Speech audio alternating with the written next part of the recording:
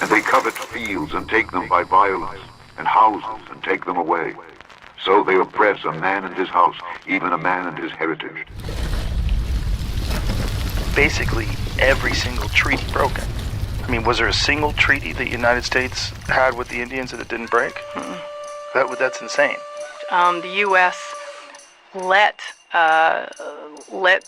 their people come in and take over what were supposed to be protected areas of land, and that was just constant. That happened everywhere. Their boundaries were changed, and new treaties were made and accepted, and removal happened, and then there were new treaties, and nothing was ever maintained. He hath put forth his hands against such as be at peace with him. He hath broken his covenant. The words of his mouth were smoother than butter, but war was in his heart. His words were softer than oil, yet were they drawn swords.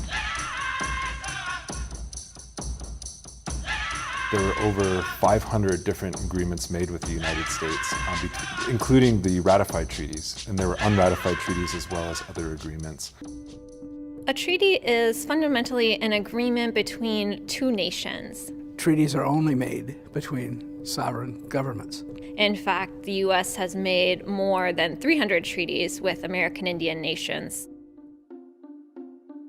The United States' existence, when it first won the war against Great Britain, was very precarious, and many countries around the world did not recognize the United States' sovereignty. So the U.S., as a way to assert that it was a sovereign, it made agreements with Native nations to sort of say to Europe, to Britain, hey, we're sovereign too, we can make these agreements. It's through treaties that I think we've been able to hold off a lot of forces that would like to see us erased from the continent.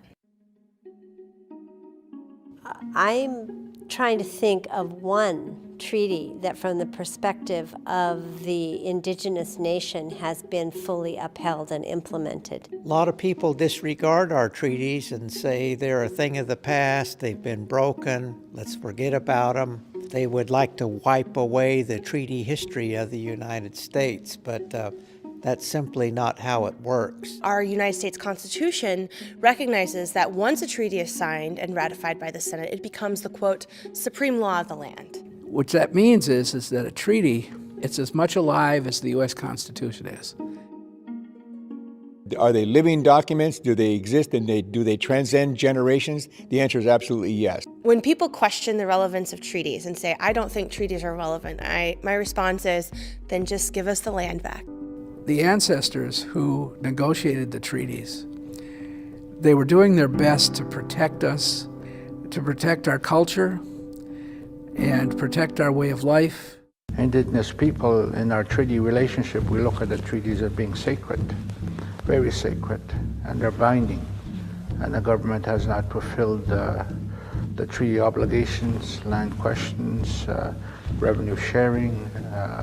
We have rights to education and health, and those benefits would accrue from the land and resources that we shared with the government.